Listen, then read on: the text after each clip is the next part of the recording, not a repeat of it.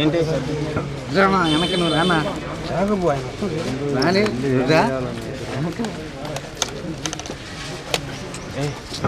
Centre చూడు వెనకున్నా కూడా లేపుతాడు వస్తాడు మళ్ళీ లోగా పక్కరండి మీరు వెనకుంటే కనపడదు సైడ్ ఉంటే అందరూ కనపడతారు.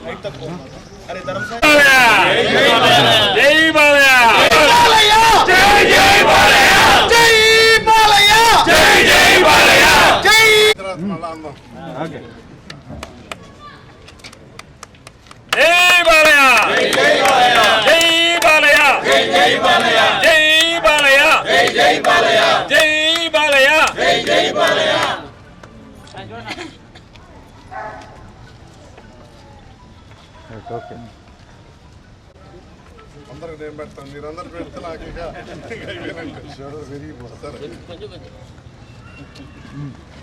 వర్ధిల్లాలి నందమూరి బాలకృష్ణ గారి నాయకత్వం, వర్ధిల్లాలి నందమూరి బాలకృష్ణ గారి నాయకత్వం, వర్ధిల్లాలి నందమూరి బాలకృష్ణ గారి నాయకత్వం, వర్ధిల్లాలి తెలుగుదేశం పార్టీ, వర్ధిల్లాలి మన్మోహన్ కృష్ణ గారి నాయకత్వం, వర్ధిల్లాలి నారా చంద్రబాబు గారి నాయకత్వం, వర్ధిల్లాలి నందమూరి బాలకృష్ణ గారి నాయకత్వం.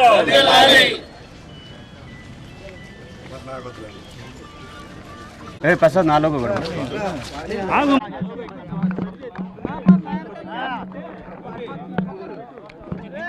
ఇదిగో లక్ష్మణ్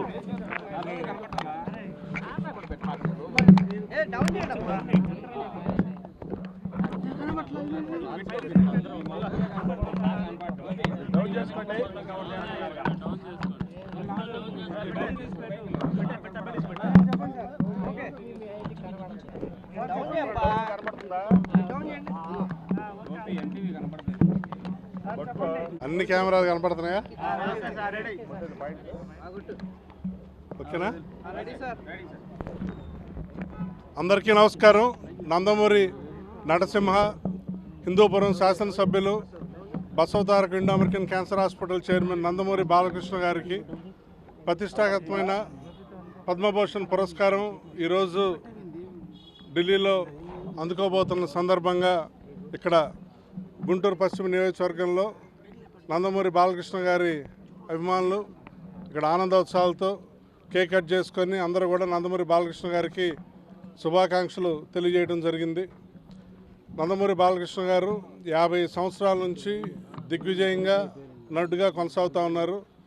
50 సంవత్సరాలు హీరోగా అది ఇప్పటికి కూడా అగ్రస్థానంలో ఉంటాం. ఇప్పటివరకు ఎప్పుడు మనం కనివిని ఎరుగరింది.